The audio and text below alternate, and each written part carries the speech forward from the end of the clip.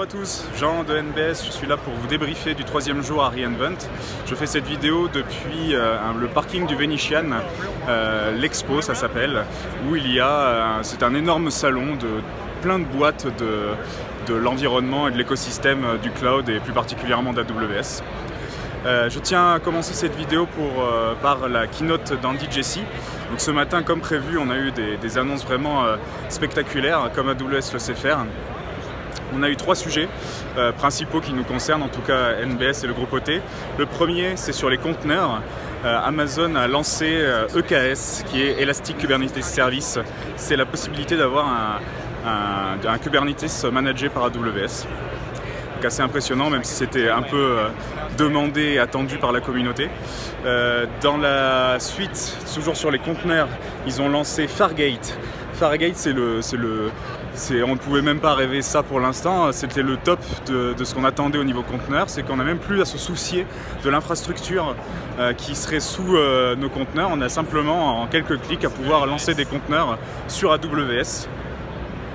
Et Fargate est compatible pour le moment ECS et sera compatible EKS à partir de 2018.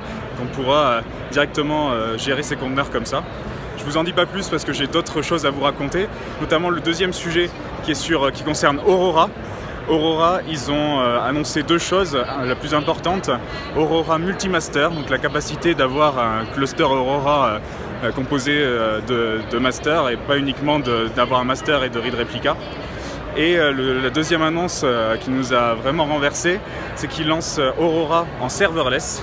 Donc on aura la capacité de pouvoir simplement créer un Aurora serverless sans qu'il y ait particulièrement de configuration, de sizing à faire. On aura juste besoin de dire je veux un Aurora serverless, ça nous mettra à disposition un endpoint et on pourra directement faire des queries dessus. Et le service est ensuite géré complètement par AWS. Il y a simplement à le laisser scaler si besoin, à ajuster la taille si besoin, et ça sera en plus uniquement payable à l'utilisation. Donc c'est vraiment une vraie révolution dans la lignée des services serverless d'AWS. Et enfin, il y a eu des annonces également sur DynamoDB où ils ont annoncé la possibilité, ça s'appelle Global Table, de pouvoir avoir des tables DynamoDB qui sont directement répliquées multi-régions sur AWS. Également tout un tas de nouvelles fonctionnalités pour DynamoDB avec une facilité de gérer les backups et la restauration de données de DynamoDB. Donc vraiment des annonces très importantes. Pour la deuxième partie de cette vidéo, je vous la fais en direct du Venetian. C'est un hôtel sur le thème de Venise. Donc, vous voyez même, on est à l'intérieur de l'hôtel, il y a des gondoles qui passent, il y a un faux ciel bleu et on est sur une place qui ressemble un peu à certaines places qu'on peut trouver à Venise. Et donc on est à un événement qui s'appelle le Pub Crawl où vous voyez il y a des entreprises dont Red Hat par exemple derrière moi qui sont partenaires et qui sponsorisent un open bar pendant 2 heures en fin de cette journée du 3e jour. Je voulais terminer la vidéo simplement pour vous dire que lors de la keynote d'Andy Jassy, il y a eu d'autres annonces, notamment sur le machine learning.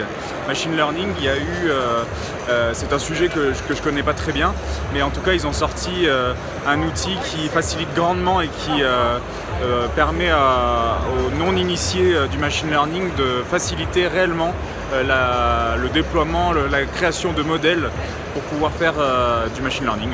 Je vous invite vraiment à aller regarder les docs ensuite sur le site d'Amazon pour en savoir plus.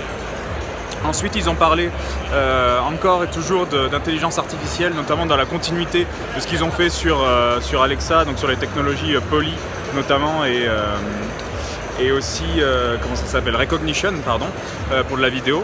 Et en fait, là, ils ont annoncé qu'ils pouvaient faire de la recognition non plus que sur une image fixe, sur une photo, mais également sur une vidéo. Donc ils peuvent reconnaître des visages, voir les détails, les réactions des gens sur une vidéo, ce qui est assez impressionnant. Sur les textes aussi, ils peuvent faire de la traduction automatique de texte, donc ça a l'air assez impressionnant aussi à voir après dans ce qu'il est possible de faire. C'est des domaines qui nous concernent moins chez NBS ou chez OT, mais ça va être très intéressant quand même. Et pour terminer, il y a eu aussi des annonces sur l'IoT, avec notamment IoT Defender, qui permet vraiment d'avoir toute une suite d'outils pour sécuriser la connexion et les différentes actions que font les objets connectés pour éviter des attaques DDoS de grande ampleur comme Internet en a été victime ces derniers temps. Voilà, comme vous le savez, donc il y a une seconde vidéo qui est uniquement sur la journée du jour 3 sur les conférences et les vidéos.